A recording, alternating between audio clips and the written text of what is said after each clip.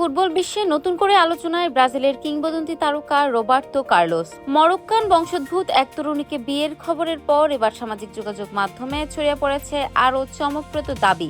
ইসলাম ধর্ম গ্রহণ করেছেন 53 বছর বয়সী এই সাবেক বিশ্বকাপ জয়ী ফুটবলার। তবে বিষয়টি নিয়ে জেনারেল আলোচনা চললেও এখন পর্যন্ত রবার্তো কার্লোস কিংবা তার প্রতিনিধির পক্ষ থেকে কোনো আনুষ্ঠানিক নিশ্চিতকরণ পাওয়া যায়নি। বিশ্ব ফুটবলের অন্যতম সেরা লেফট ব্যাক হিসেবে পরিচিত রবার্তো কার্লোস দুর্দান্ত গতি, শক্তিশালী শট আর অসাধারণ ফ্রি কিকের জন্য যার খ্যাতি ছড়িয়ে আছে গোটা ফুটবল বিশ্বে। এবার মাঠের পারফরম্যান্স নয়, ব্যক্তিজীবন নিয়ে আলোচনার কেন্দ্রবিন্দুতে এই ব্রাজিলিয়ান কিংবদন্তি।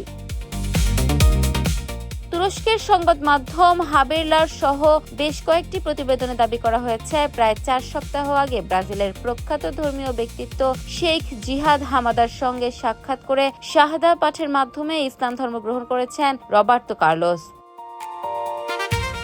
তবে এই দাবির আসল উৎস কোথায়? তুরস্কর ক্ষমতাসীন জাস্টিস অ্যান্ড ডেভেলপমেন্ট পার্টির সংসদ সদস্য আলী শাহিন সামাজিক যোগাযোগ মাধ্যম এক্সে দেয়া এক পোস্টে বিষয়টি সামনে আনেন। ব্রাজিলের মুসলিম সম্প্রদায়ের প্রতিনিধিদের সঙ্গে সাক্ষাতের পর দেয়া ওই পোস্টে তিনি রবার্তো কার্লোসের ইসলাম গ্রহণের কথা উল্লেখ করেন।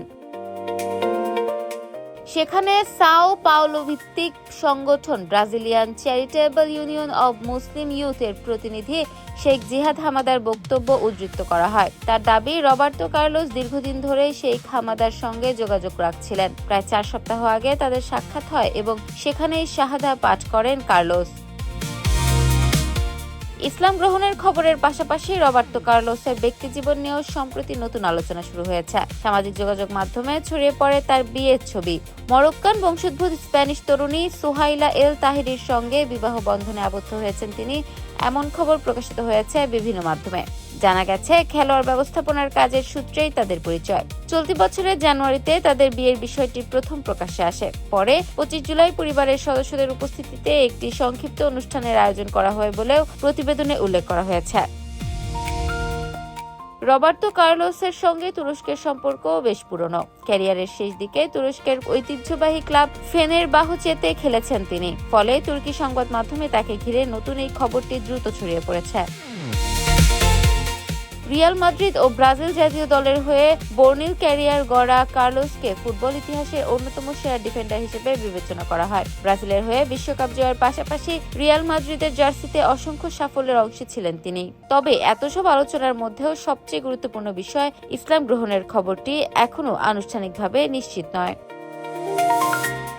রবার্তো কার্লোস নিজে কোনো বিবৃতি দেননি, তার পরিবারের পক্ষ থেকেও প্রকাশ্যে কোনো ঘোষণা আসেনি, এমনকি তার প্রতিনিধি দলের পক্ষ থেকেও খবরটির সত্যতা নিশ্চিত করা হয়নি। ফলে সামাজিক যোগাযোগ মাধ্যম ও বিভিন্ন সংবাদ মাধ্যমে ছড়িয়ে পড়া দাবিকে আপাতত দাবি হিসেবেই দেখা হচ্ছে। রবার্তো কার্লোস নিজে কিংবা তার ঘনিষ্ঠ কোনো সূত্র আনুষ্ঠানিকভাবে বিষয়টি নিশ্চিত না করা পর্যন্ত নিশ্চিত সংবাদ হিসেবে এটিকে উপস্থাপন না করাই সতর্কতার দাবি।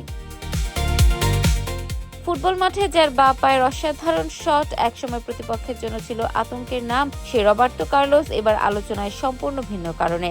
ইসলাম গ্রহণের খবর সত্য কিনা সেটি জানতে এখন অপেক্ষা তার নিজের বক্তব্যের। আর সেই ঘোষণা না আসা পর্যন্ত কিংবদন্তি এই তারকাকে ঘিরে চলতে থাকা আলোচনাকে গুঞ্জন হিসেবেই দেখছে ফুটবল বিশ্ব। Desk report, campus Times.